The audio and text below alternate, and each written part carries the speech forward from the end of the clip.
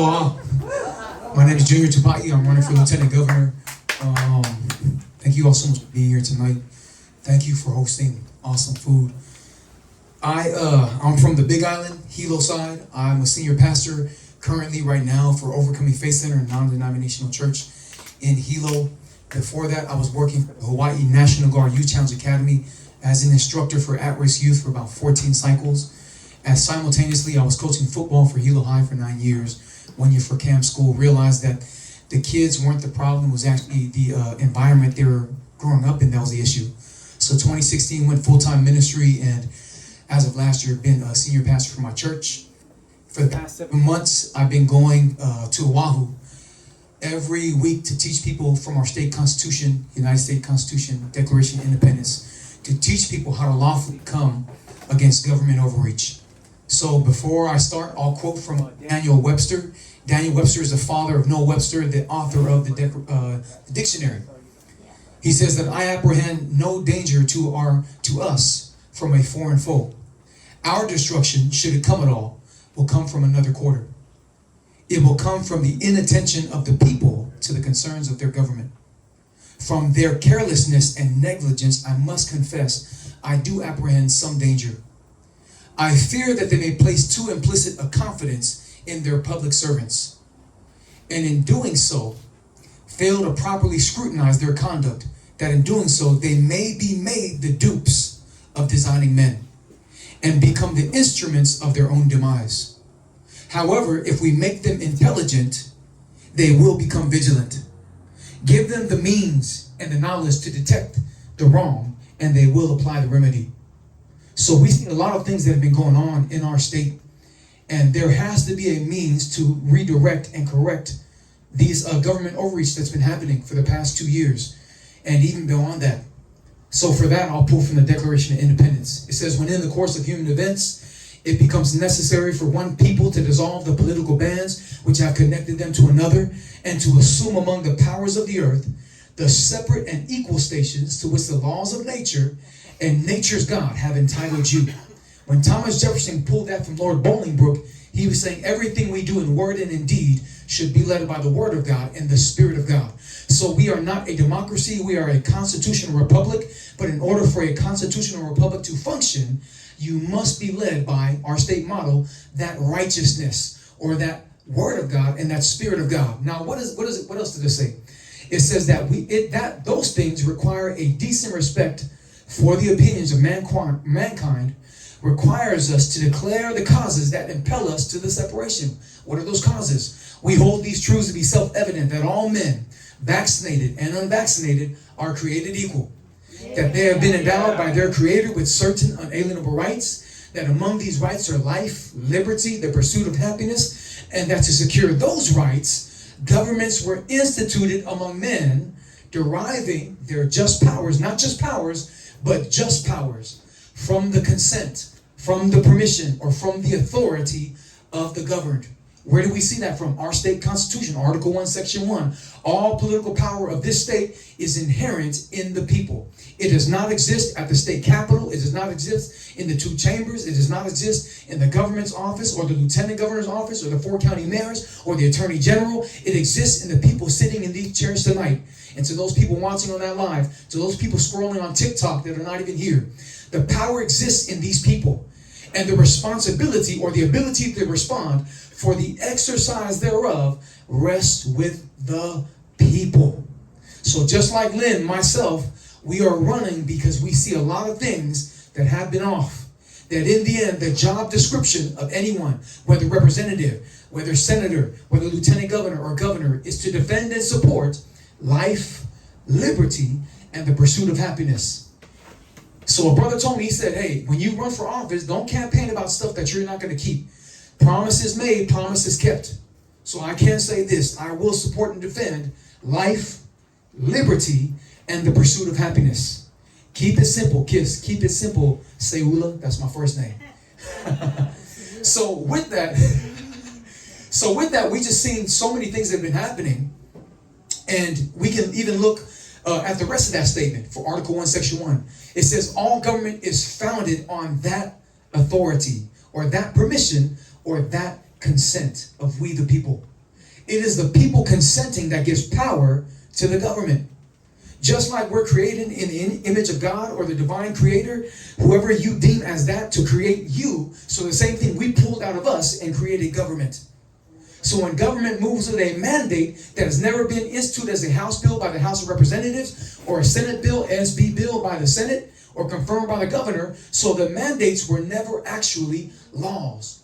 They were only suggestions, recommendations. Matter of fact, look at HR Resolution 21-194, the vaccine passport program that they implemented in Honolulu. If you look at the verbiage, it says that we strongly urge you to implement this program. Strongly urge sounds like a strong recommendation, a strong suggestion that requires our consent or our permission or our authority. I'll do one more. Article 1, Section 2 of our state constitution, all persons are free by nature and are equal in their inherent and inalienable rights. Among these rights are life, liberty, the pursuit of happiness, the acquiring and possessing of property, not just tangible property, but intangible property. You have a right to a conscience, the paradigms, the ideologies that you possess. You have a God-given right to hold on to those things. But this is the most important part of that section. It says that these rights cannot endure unless the people recognize their corresponding obligations and responsibilities. It is our obligation, our responsibility to teach, to instruct, even at times to rebuke our servants. They are not leaders, they are servants of the people. So whether pastor, whether a Sunday school teacher, whether nursery worker, whether lieutenant governor, whether governor, it's just a title that shows the jurisdiction that you are serving. It is just a bigger broom, a bigger shovel. And it's of the people, by the people, and for the people. It is not supporting life, liberty, and the pursuit of happiness. I don't care what bill it is, whether it's 1697 to teach transgenderism when parents don't want that. When we say the rail, 77% reject the rail, yeah, you still push this stuff. Whether it's HB 2125 that's going to fine parents $2,000 or put them in prison up to a year just for annoying or harassing or interfering with their teachers when that's parental rights. You should be listening to the people. You are a servant. The greatest is the servant. So these people in office have forgotten what it meant to serve. I'm pretty sure there are some in there, but they need other people in office. So people say, let me land with this real quick. We can open it for Q&A with Lynn. But people say, government doesn't work. And I'll come from the book real quick. Isaiah 9:6, the Bible says, for unto us a child is born, unto us a son is given, and the government will be upon his shoulders. He shall be called Wonderful, Counselor, Mighty God, Everlasting Father, Prince of Peace. Of the increase of two things, his government and peace, there will be no end. You just need the right people in office to serve. That's it. So if your job description and your qualifications and your prerequisites meet life to support and defend life, liberty, the pursuit of happiness, and every other bill, every other agenda, every other appointee, every other committee lines up with those three things, let's go. So my name is Junior Tupai. I'm running for lieutenant governor, and I don't want to talk anymore. We can take more time for Q&A, but God bless y'all and aloha.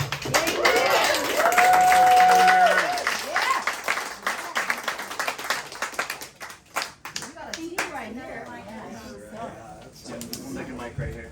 Oh yeah. That one was starting to cut out on you. Yeah, that'll be Check two. Okay, I had the first question, right? Yeah, okay. She's only softballs, nothing too, keeping in strike zone. Junior, can you go on that side over there, please? Yeah. Thank you. I really appreciate. Okay, so thank you very much for coming out here, and thank you very much for even standing up for the people of Hawai'i. I really enjoyed both of what you had to say. My question is, our country, our state is such a blue state. And you hit upon, about our constitutional rights and our responsibilities and the role of government, and we as citizens, what we really need to do in our own role so our government wouldn't do what they're doing to us today. So I would love you to say this speech to everybody, which they're not going to hear, and some people won't even want to listen. How then, when you get into government, how can we turn these things around for them to listen? Because I encourage my friends to go to their town hall meetings, community meetings and voice their opinions and question and things like that. Because I once had a guy come to me, George Fontaine, he was in office, he said, Patty, look at these people out here. They have no idea what they're doing. They're just doing whatever they want because people don't care. They can do whatever they want. You know, so I would just try to encourage you to get to the meetings, ask the questions. I think I told you the story about when I did ask. You know, I think a big thing with that is to multiply. It's almost like a phone tree, like every person reaching 10 different people and spread the message, to actually enlighten them. And there are certain people that you can reach that I can't reach. There are certain people that Lynn can reach that I can't reach. So everyone can reach different ecosystems, different demographics. And another big thing for this to happen, we need people like Scott, who's running for office, or Dan, who's running for office, or Sheila, who's running for office, or Lynn or myself. Other people who resonate this same type of message to put the people first and to be servants of the people. When we get more people like that into office, it can change a lot of these different, it's a culture, it's an ideology that needs to change. But it starts when we have more people moving in unison and corresponding with each other with the same type of message, which is putting the people first. Yeah, I'd just like to add, echo what the junior is saying, and very good question. You know, to me, I kind of look at this, just like I said earlier, no is not an answer. No is just another challenge. And if we take that as a challenge, we can do it. You said, Patty, this is a blue state. To me, blue is just a color, just like an ocean, yeah, or just like red, One of the things you have to do is when you run for office, you have to pick something that will favor your beliefs. In Democratic parties, the blue, Republicans red, and you have Libertarian, you have all these different groups. I was asked, Lynn, you've got a really good message. You can make this happen. Why don't you jump on over and be a Democrat? I said, let me think about it. No. Because that's not my belief.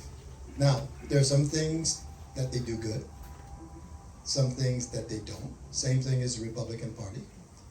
But as we've been trying to say, our message to you is, it's you, the people. Pick the representative that's going to support your best interests, that's going to represent you in office. And so that's one of the things that's why I'm running. I chose the Republican Party because I have more of the high values, because it gives me more flexibility and knowledge to kind of do the things that I want to do. And it can be changed. So with your help and getting more, as like Junior said, 1 reaches 4, 4 reaches 8, and you just continue to do the multiplying, then it can be done. People don't vote. They don't want to vote because they can't hear me. I've had this when I went door to door, grassroots. And I said to that gentleman, I said, thank you for that comment, but I still think you should register to vote. Even though you don't like me as a Republican. Because, I fought and defend the Constitution of the United States so you can make that decision. And if you don't want me, then even more so, you should register and vote the other guys. But then accept the consequences of what you get. Okay? So if you complain and don't vote, don't grumble, don't vote, it's your kuleana. So let's change that. And each vote is, according to the budget, worth $25,000. When people don't vote, it sways our budget that way. So every time people don't vote, they don't register to vote, they don't vote, they're emboldening special interest groups, big pharma, big tech. It's empowering them. And another thing that I heard is that actually 20% of our state is Democrat. Very small portion is Republican. 80% is actually conservative/independent. They just don't know. Now, based on the metrics, they think they're Democrats. They're actually not. But they need to be awakened. And that's where the job of everyone in the sound of our voice can actually go out there, each one, whether 4 to 8 to 16, and it just multiplies. And Junior, I'm sure you heard the same thing I did. When we went for the Republican rally at the state capitol, there was some Democratic leadership that was there. And they said, Lynn, to get in, I switched over, but I'm really a conservative. I said, well, hold your conviction. change party. But if you're conservative, then if we get our Republicans in office, then I'm gonna hold you to that so that we can change the destiny of what we're doing. I've heard that many times from many elected officials. But if you don't hold to your principles, then you can't be trustworthy.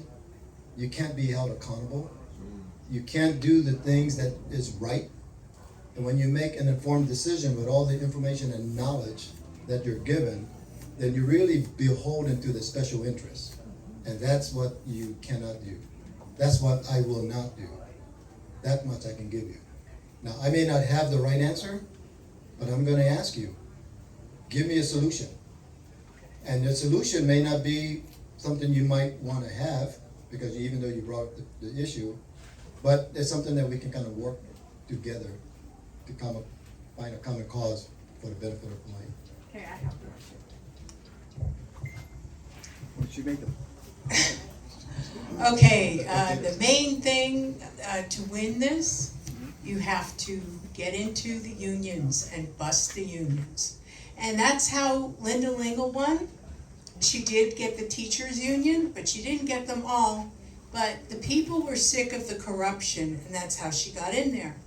Now, as for the schools, this is for you, Lynn. The schools, I was on her board, the CARE board. Do you remember that? No, because I was overseas. Okay, all the teachers were on board. They wanted this done. We brought in the superintendent of Edmonton, Alberta, Canada, because she liked the model, and brought him in, told everybody how we're gonna do it, but we could not fight the bureaucracy. The bureaucracy is unbelievable. You know that. That's why the super ferry's gone. That's why the schools didn't get changed. We did everything we could. What will you do differently?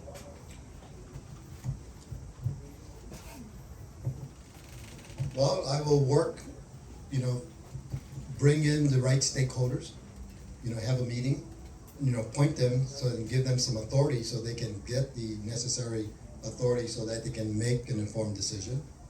Then, work that with the legislature, because as governor, I can only enforce the law. Legislatures, they make law. The judicial system, they enforce the law, right? So I would go ahead and do that and have them come together, work the law. And if it's not the way I think it should be, there's a thing called called a veto. Yeah, And so that's what I would do. If it doesn't make sense, if it doesn't support we the people, then I will go ahead and do it. And they may have an opportunity that they can override that veto, but then I'll just kind of continue to push that. Because again, no is not the answer. No is just another opportunity to change things, because that's what's right. So yes, talking to unions is kind of hard. So I've been trying to reach out to the unions. Oftentimes the doors close really fast, but I'm not stopping there. I'm still going at it. I know other citizens, other voters, and they're opening up the doors. I have a meeting with the Shopo, coming up. I have a meeting coming up with a couple of other unions until I confirm that date and time. Those are some of the things they're gonna do, because it can be a win-win situation for unions, and it doesn't have to be a no. It can be a win-win, because as we work on things through the legislature, build the economy, it just kind of grow the unions so that they can care for the people and put the things in the right places. Okay, are you ready for the fight? I'm ready for the fight. I'm ready. I'll be ready on day one. It's gonna be a big one. You're gonna need all of us to be out there with you. Yeah, and if you're there, I'm gonna be there. Okay? You have my word on that. I mean, I've never shied away from a fight anytime. Never. He's also a martial artist. Martial artist too. Can I ask a question? She's done. I have a really hard question, a hardball question. I'll stand Jen, behind you wanna Junior. come over here? You're I'll too stand close behind to Junior the because speaker. it's a hard question. Okay. Actually, it's a question I'm gonna ask every public servant. You mentioned the Constitution and the state constitution, and imagine my surprise reading, that there's a right to keep and bear arms in the Hawaii state constitution. And yet, we are a may issue state, and I have known people who are fighting for their life to stay out of prison just for the very fact that they defended themselves and harmed no one. If that bill, that the other 23 states so far has issued the constitutional carry, and is it 25 now? Yeah, Awesome, as of okay, today. 25. What would you do if a bill like that comes to you? And will you defend the Constitution in that way as well?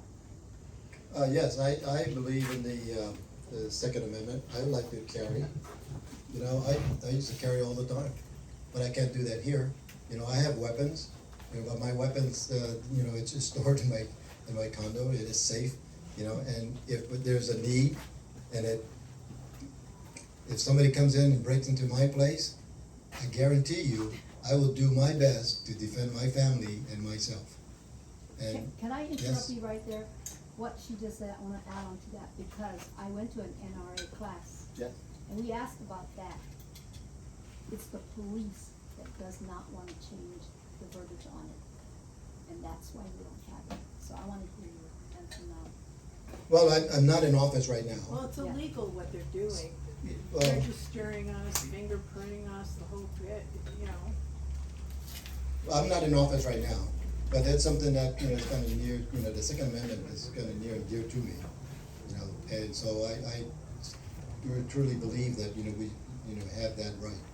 And so, if there's something that's in there and that's what the legislature is working on, you know, and if fortunate, I have a Junior Tupai as a lieutenant governor, or whoever it will be, you know, I will use the lieutenant governor, that position, not as a lame duck. I would put the lieutenant governor to work to ensure that my agenda that I'm trying to push forward is being worked. And that's what it should be, not just something haphazard just to say, oh yeah, we have a lieutenant governor. He's waiting for the end of the term Not like me. until he can turn around and then he can run for governor. No, we need to have a lieutenant governor that's proactive, just like the governor, that's willing to work for the people. And I can tell you that, you know, I've watched and I've listened to Junior for many events now. And I strongly believe that, you know, he is the right candidate, you know, to be the lieutenant governor. And if I'm fortunate to be governor, you know, I will work with him, you know, so that, using him so that he can help move the agenda going forward. So like I said, no is not an answer. No is just another opportunity. So it's a tough question.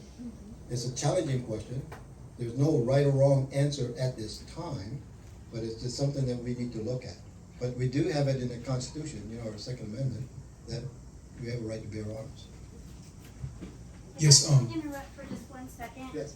I think this is really important, and I wanted to really make sure, since we're filming, that we're clear on a disclaimer that Junior Tupai and Lynn Mariano are not running as a team. They were invited separately as guests to be here as separate candidates. So I really want to make sure that that's really clear. They're not running together. It's a very separate candidacy.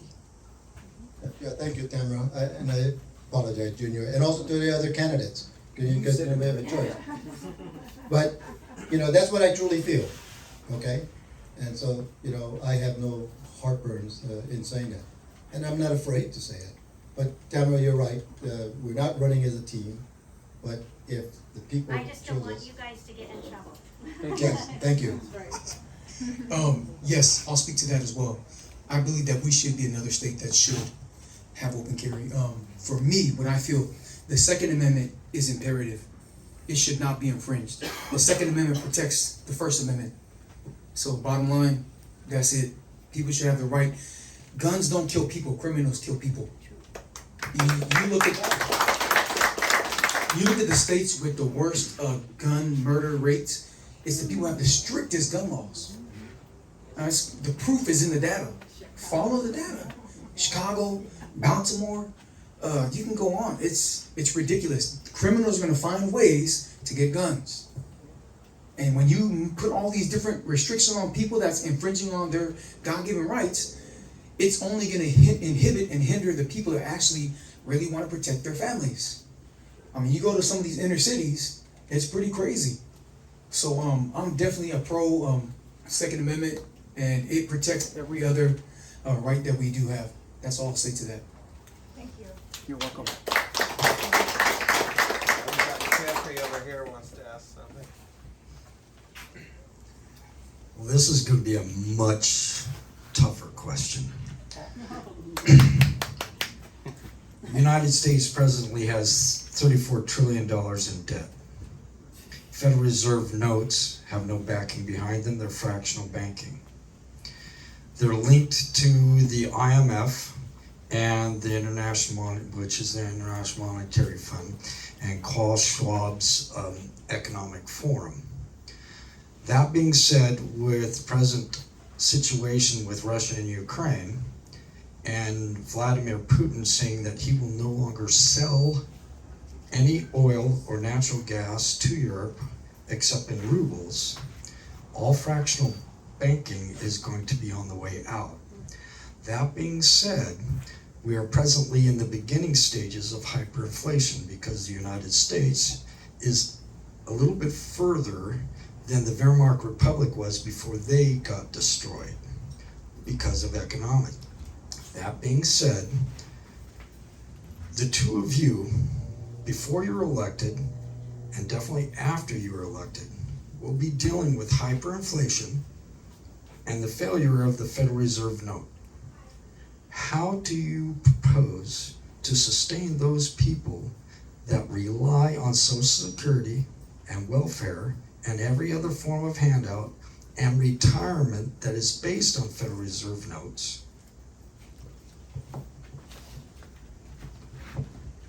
Well, when you said that was going to be a tough question, it is a tough question.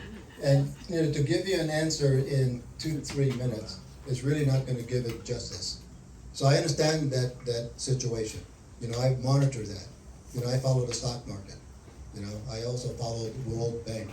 I also follow the things in international trade. So Hawaii, if we're fooling ourselves and putting our head in the sand like an ostrich and thinking that Hawaii is not an international world stage, we're really fooling ourselves. And we need to be cognizant of all of those activities that's going in there. The great thing about Hawaii is we're not only an island state. We have the best, we have the best weather. We can grow things all year round. We can fish all year round. We can do things that we can sustain ourselves. And that's one of the things that I'm talking about for Hawaii, making it affordable. I talked about the Jones Act a little, and that's a way to kind of grow the economy.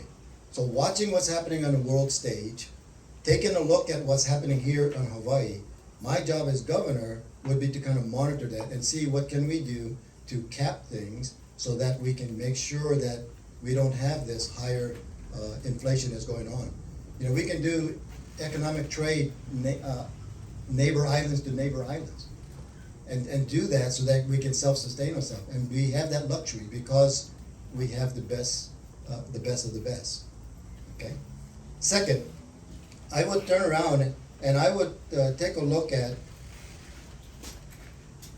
by doing the,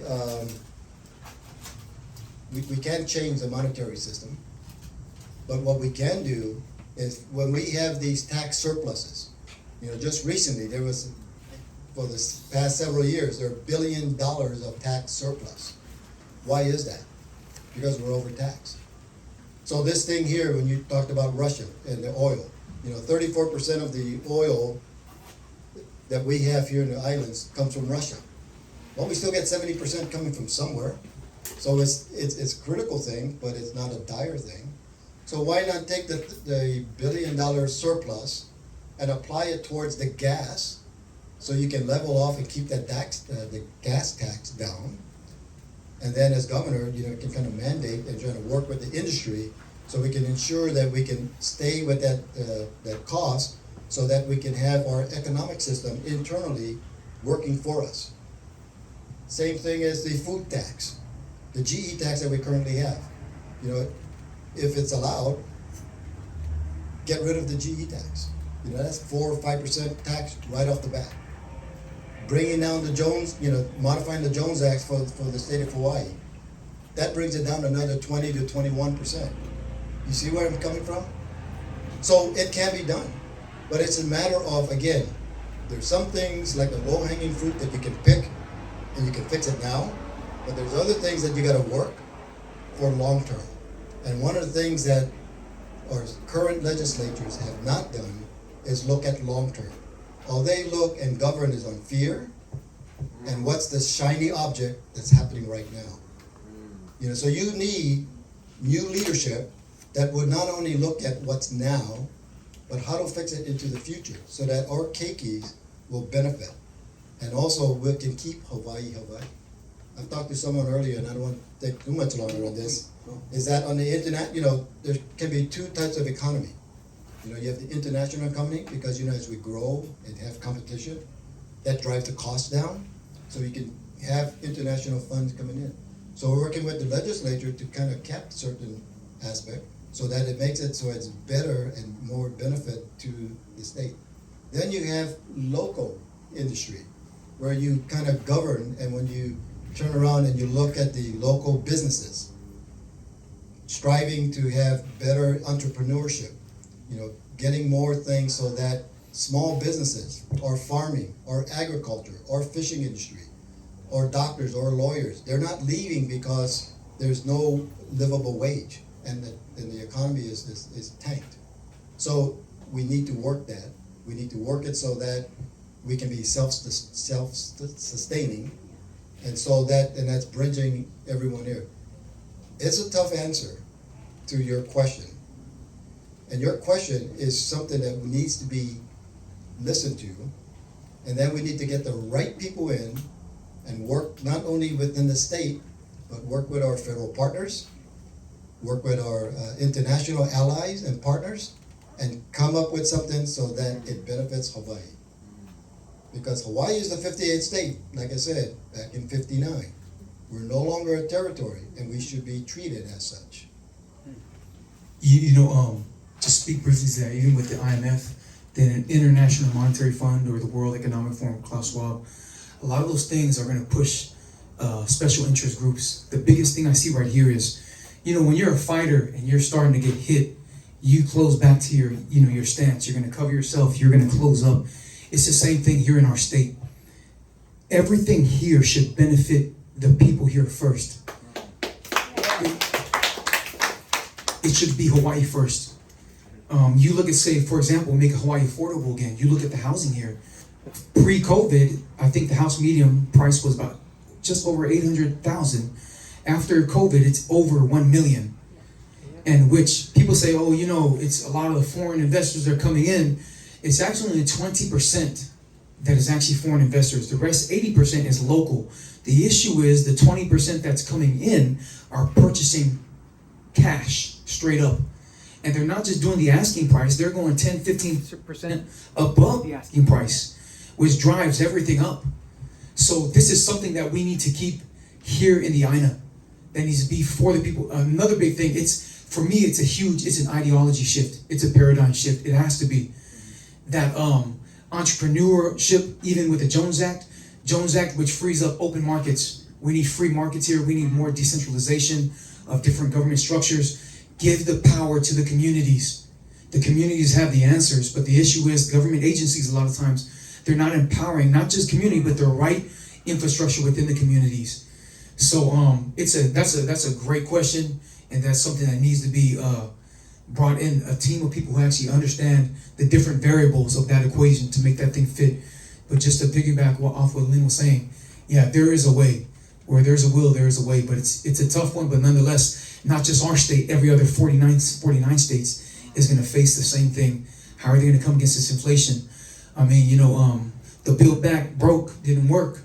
So you know, and you look at everything. So I know I'm preaching to the choir, but Hawaii needs to put Hawaii first. Yeah.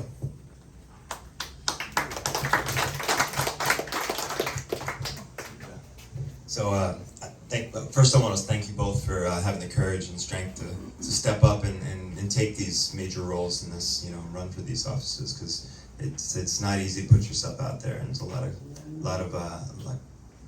of strength and courage. So I appreciate you both. You know, to piggyback off of that last question, you know, we are in a unprecedented time. We're in a place where we may be in something that we've never imagined, a complete economic destruction where the American dollar is not worth anything, pennies. And thinking about that, looking at our energy grid here, looking at what powers these islands, 72% of what powers these islands are fossil fuels. 13% is coal, right? So that's what's powering the electricity on these islands right now, okay? With the access to fossil fuels dwindling, we've already gotten snubbed from Saudi Arabia looking for a new fuel. We've gotten, you know, basically cut off and boycotted, or we're boycotting Russia right now. Iran, I mean, we are running out of sources for where these fossil fuels are coming from, and unless pipelines get turned back on in the U.S., you know, we're going to be fishing for fuel. It's time to think outside the box, and it's time to be creative and to come up with solutions that work, because we know that the electric car and solar causes more damage than it does good. What are some moves that you would be willing to make, and what are some of the people that you're willing to bring in as a brain trust to look at solutions to these going forward? Because the current situation that we're in right now is not sustainable, and this is not innovative, where we know we have technologies that are way beyond this. And so it's time to bring in new thought, and I'd love to hear your perspectives. Right, while you're passing the mic, I'll speak briefly to that. I know that even say with Tesla back in the day, when he had something where he could even have free energy for everyone, or even, you know, have hydroponics, or what is that, 0-point energy. There has to be open minds to where we can explore these different didactics, to where we can move. I know there are people out there, but we also need to have the courage to step outside of the box. Like, you know, Einstein said, insanity is doing the same thing, expecting different results. I know there are people out there, you know, a lot of times they're suppressed by government, even different types of currency. Look at cryptocurrency, where our government is thinking about, you know, making that illegal here in our state, which is crazy. I know that not the IRS, the Federal Reserve is even trying to come up with their own crypto dollar. They're trying to cut in on the market too. So these things don't even, you know, it's a trip. You even say, look at like Saudi Arabia, where now they're only accepting the UN or the yen for, you know, to purchase, you know, from China, you know, fuel. So there's all these different mechanisms, but what I see is we need people who have an open mind to explore alternative methods that have not been entertained before. Because we're moving, like you said, it's an unknown. Yeah. A lot of the realities that exist now, some of them only exist, you know, it can change at any moment. So you know, the wisdom, you know, to use foresight is to prepare for it now. But we have to entertain and have those conversations with different people who are exploring these different mechanisms to produce, you know, more types of energy. I know someone said, how about the sugar canes that we used to have? That could have produced ethanol, that could have somehow, you know, produced energy points that way. There are many different things within the island that actually can be used for energy. And I know there are people out there, but I know a lot of big special interest groups will not want to entertain those things because it cuts into their market. But that's what we're all about, free markets. We have to explore these different options. It's only prudent. I'll speak to that. That's it. You know. Well said. It's like the lithium batteries.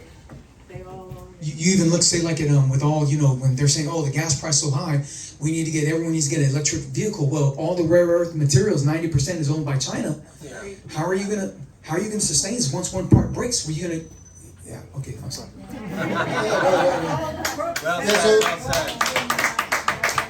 So Scott, that is, you know, again, you know, in a short time frame, You know, be happy to talk to you more offline, because, you know, there is a plan. You know, again, I have a team, and one of the things that they're looking at is not only energy, but we're also looking at infrastructure for IT. You know, our infrastructure, just bring that up, and it kind of ties in for that. Our infrastructure, the last time it's been upgraded is 1960. 1960. Also in high school. Yeah, me too. Not that. So anyway, let me pull this up. In 2019, we needed $88 billion to upgrade that infrastructure. That the last time it's been upgraded is 1960. In 2020, it's over $100 billion. This Build Back Better, you know, that they recently passed. You know, we're slapping ourselves on the back saying, wow, what a win. You know, of that $1 trillion that was approved, Hawaii got less than pretty much 1%. Why is that? Yeah, well, not just as you eloquently said, Patty, but again, they're not looking out for Hawaii. So we need to kind of look at that. So this change, thinking inside the box, thinking outside the box, new leadership can do that. And I'll just continue to harp on it. No is not the answer. Telling me I can't do this, I can't do that, then tell me what can I do and how can I do it, and then also provide a solution. We had a thing in the first Gulf War. Lieutenant General Gus Pagonis, he was a big logistical guy, and I kind of worked for him. He had this thing called the 3x5 card leadership decision. He used that when he retired for Sears. And it was, if you came into a briefing and you had a problem, you need to put it in a 3x5 card. You put down the issue, and you put down what the discussion points are, a recommendation, and what's the solution, and how long will it take, and what's the cost. If you can't fit that on a 3x5 card, sorry, Commander, go back because you didn't do your homework. And that's the same type of thinking outside the box that we need here. If you have a problem, great. Tell me what the problem is. Tell me what the other stakeholders, what the concerns are, what is the solution, and then what can we do to move forward. And as a leader and as a servant of the people, we'll make a decision. And we'll stand by that decision, give the authority to kind of move it forward. And if it doesn't work, because along the way, we have accountability, we measure it, and we make sure that it is right. At some point, if it doesn't make sense, then we go back to the drawing board. But if it makes sense, we kind of move forward. I will tell you, like this rail debacle, you know, they want to put more money into it. I will build it until we run out of funds. And wherever that is, if it's the middle of Dillingham or if it's the South Street, we should end it, but not have more money to try to build it forward, because it doesn't make sense. 21 miles, and we can't finish the rail. But yet we'll continue to say that it's going to do. And because there's no oversight, again, thinking inside and outside the box, because there's no oversight, the rail tracks and the train don't match. So they have to go back to the drawing board, get another contract to try to fix that solution. So that's going to cost more money. And what does that do? Raise the rates for the contract because there's a change order, and make that work. And these are the kind of things that we as leaders and as servants, we need to hold, you know, these things and accountable. So your question is spot on. Can't answer it. I'd be happy to talk to you more about it later. But these are the kind of things that these are real problems that needs real solution, and it needs real leadership, a change in leadership to think inside and outside the box to make that work now and into the future.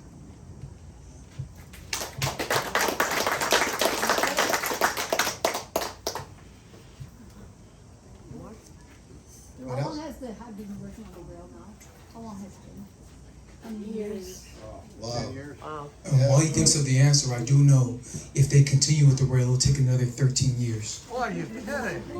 Yeah, how much money? And because I wanted to see what the whole problem was. I mean, I don't know the problems, but when I went there, these pillars have all these fancy design, why do we need that? Just paint the thing. Save the money, just paint it and move on. Well, We it's- don't even need. Well, it was part of the architecture design, but think about this. Where they started the rail was in the middle of nowhere. Why walk, why follow? Yeah, but it was in the middle of nowhere. So now they're coming up with a new plan to extend it, not only as far as they can, going towards town, but they're gonna go back from the beginning and move it back so that it makes sense to somewhere in Kapolei, so that riders can get there. It doesn't make Why sense. do we have all these insane? So I can't answer of what occurred. We have what we have. And if there's a way, again, thinking outside the box, you know, I would go ahead and work with the transportation, Department of Transportation, and build a mass transit around the island, you know, with the bus.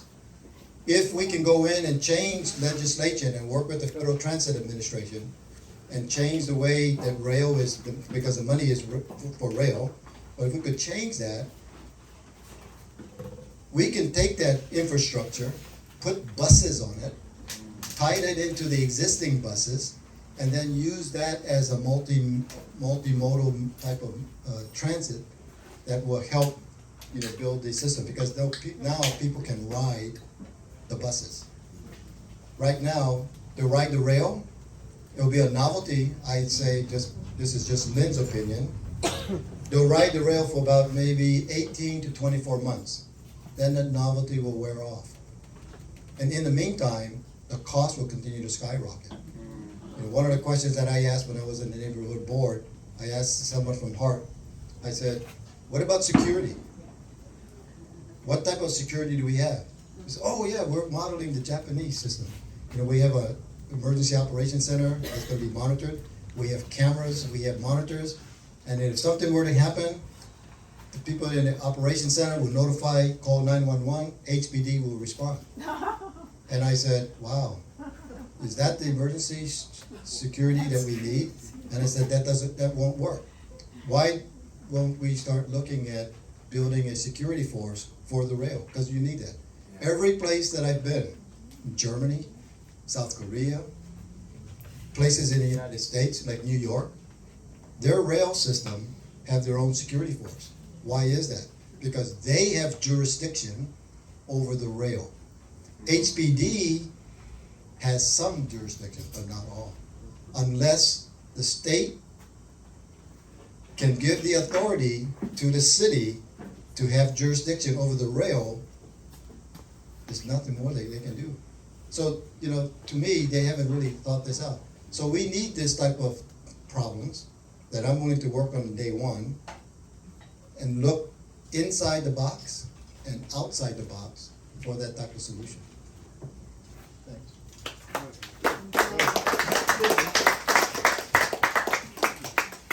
I think that was the last question. Was it the last one?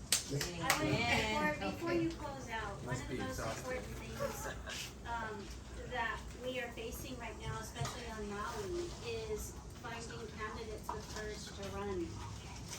What can you say to that to encourage people to find people, or to explain, you know, the needs and the necessities and where we're gonna be at if we don't find qualified candidates to run to help be part of the solution? Okay. Well, I would, for those of you that's listening and those of you that's here, you know, we talked about how can you help us as candidates. You know, if you see in your district that an incumbent is running unopposed, find someone to run. You know, right now, I will tell you, running for governor, it takes a lot of energy, it takes a lot of time, it takes a lot of money. I do not want to buy my way into the governorship. I do not want to buy my way into the governorship. But I did the calculations, and being realistic, because I do not have access, and some of these new candidates won't have access to the media.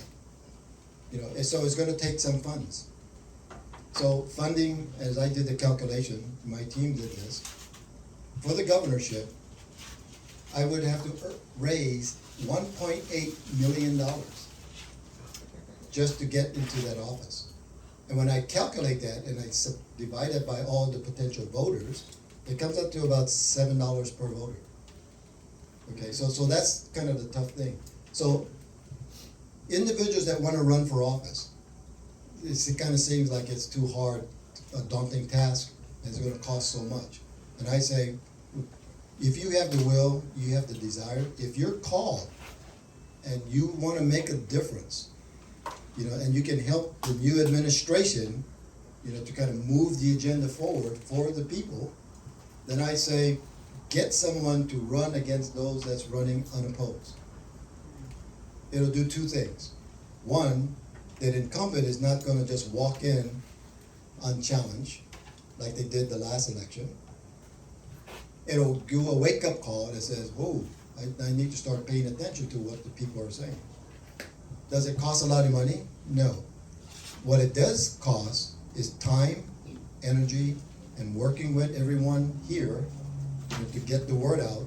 And I think that by the people working with each other, we can get the word out and we can get people registered to vote. We can get people to get energized.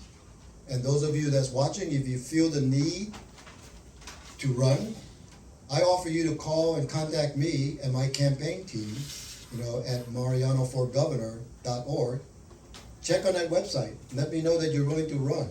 I'd be happy to share my expertise and also my team to give you that running start, you know, to run for office. Because I've learned the hard way. And one of the things I learned in the military, you don't have to learn the hard way.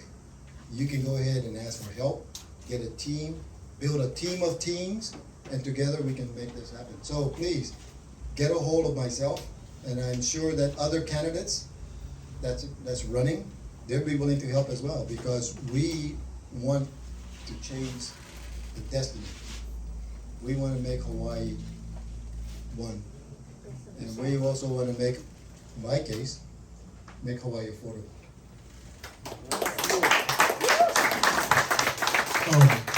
If you have a grace, if you have conviction and persuasion to run, I encourage you, please run for office. You know, the prerequisite or the requirement is just a love and a heart for the people. You want to put the people first, that's it. You can always learn policy, you can learn different committees, different agendas. You'll have a team of people within your office when you do get in that can help, you know, as far as paralegals, whatnot, public relations, things of that nature to help, you know, smooth out those types of things. But the candidates themselves, if you just have a heart and a love and a desire to support and defend the rights of the people, you're already qualified.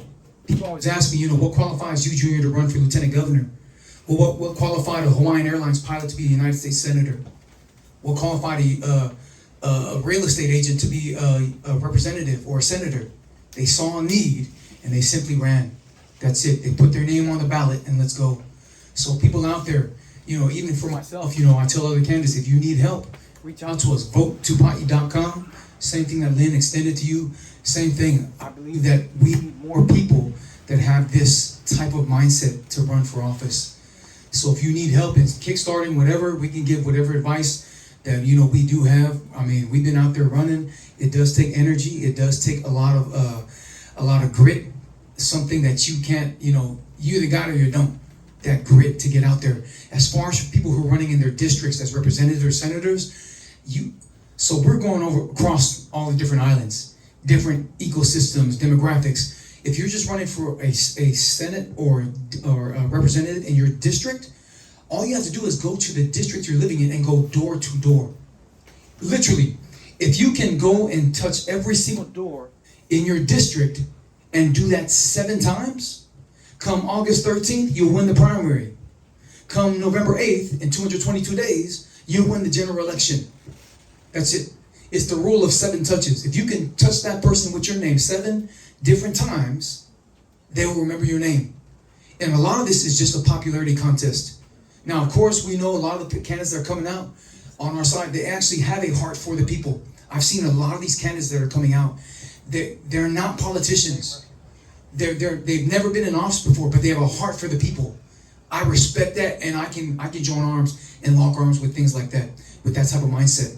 When I see these people, all they do is just touch them and get these people to see your face, ask them what are their grievances, what are their concerns, listen to them, And when you do that 7 different times from now to 135 days later, August 13th, they will vote for you as the primary candidate for the Republican Party.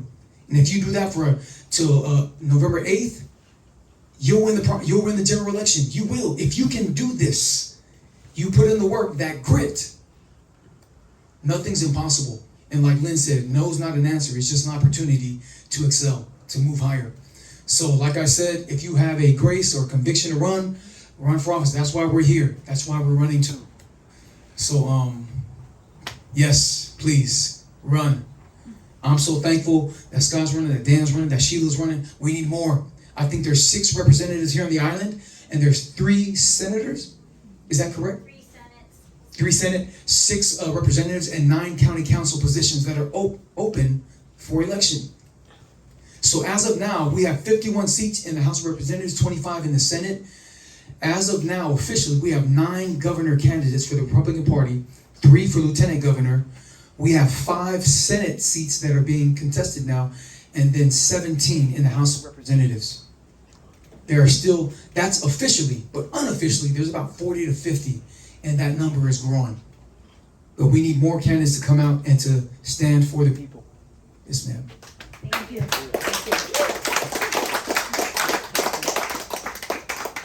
We need to just get you guys through the primaries, right? Yeah, we're That's what we need to do. You heard that? We've got to get them through the primaries. And we gotta get Maisie out. She's giving us a bad reputation. But you gotta vote all the Do we have way, any more Republican questions? all the way, party all the way. Okay, if we don't have any more questions, please why don't you tell everybody how they can reach you? Thank you. Get on my website, I've already, for those that's here, I have a flyer that I put out. Reach out to marianoforgovernor.org. You know, on my literature that I'll be putting out, I have a QR code, so it makes it a lot easier. You can use that QR code and get to the website. You can sign up. One of the things that you'll see on there, you can put it on your phone. And when you're going door to door and you're asking people to support a candidate, or even for yourself if you're running, on that app, it will link you to and ask them, are you registered to vote? Oh, you're not. Oh, I can register you right now. Go on that line. It'll move you to the state election office that they can register to vote right then and there. It doesn't cost anything. It doesn't cost anything. Plus, it's our constitutional right. So, and it's free. You know, if they've taken away other freedoms, they can't take away your right to vote. So I would say, go ahead and vote. I used to make a joke, go ahead and vote often.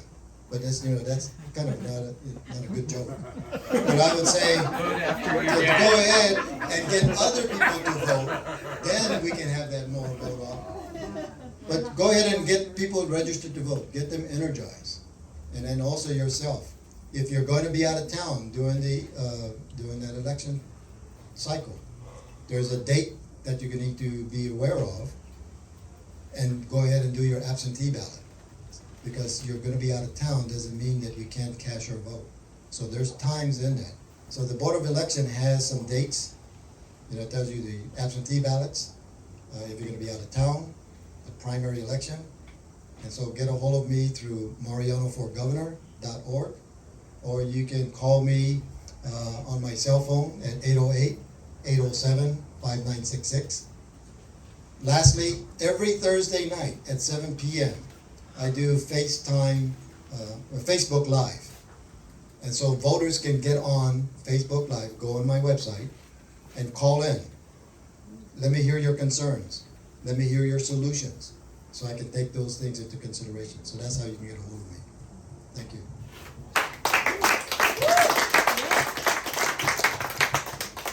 Yeah, so my website, votetupai.com, votetupai.com. If you want to register to vote, we also have a link there as well. Another thing I want to encourage everyone who's hearing us, even on the lives, is to actually, there's also a section there on our website to go and to volunteer as an election observer, to do different polling type things, to watch for the spoiled ballots. There's 8 different positions that you can actually volunteer for. So please go on our website, votetupai.com. You can check that out. Also for myself, what I feel for any of the candidates here, even myself, I'll say it just for all of us. If you believe in certain candidates, give them, contribute to them. Give them, if you're not giving them money, you're giving yourself money.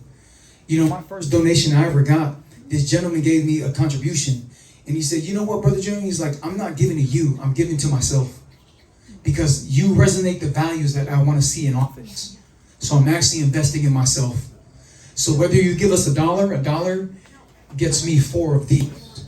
So if you can donate $1, I can get 4 of these.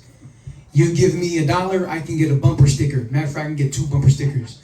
You give me $10, I'll get 2 sticks that I could put 2 yard signs on to post up. $10 gets me a PVC pipe that I can mount a banner on. But now $100, whew, 1,000. I mean, y'all could, yeah. So please contribute to any of the candidates here tonight, even myself. It takes money to push some of this stuff out there. At the same time, if you cannot contribute with money, contribute with your time. For my campaign, if you want to volunteer, whether to wave signs, whether to door hang, different of our literature or signage, whether you want to host meet and greets on this island, talk to my campaign manager, Margaret, right over there. She's waving right there with the nice yellow earrings. Hit her up and let her know that you're interested in helping out. And, you know, we want to, in the end, in order for a candidate in the executive branch to actually win in the state, you have to take Oahu and 2 neighbor islands. Let's get Maui. Yes, ma'am. Let's go. Come on. Yes. Yes. So please, and also the other candidates here, I know that it does take money, so if you support them as well, support with your finances. If you can't do that, go ahead and help volunteer, help them canvass, help them go door to door. You need those foot soldiers, not just foot soldiers, digital foot soldiers. What do you mean digital foot soldiers? Every time they post something on Instagram, Facebook, you like, you comment, you share that thing.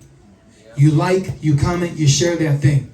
And you share it to every different influence, every different platform that you have.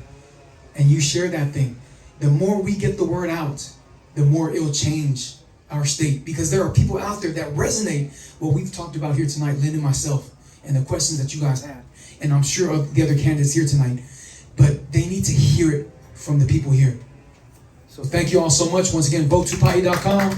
God bless y'all. Thank you so much. Thank you so much, Lynn and Junior. We really appreciate your time.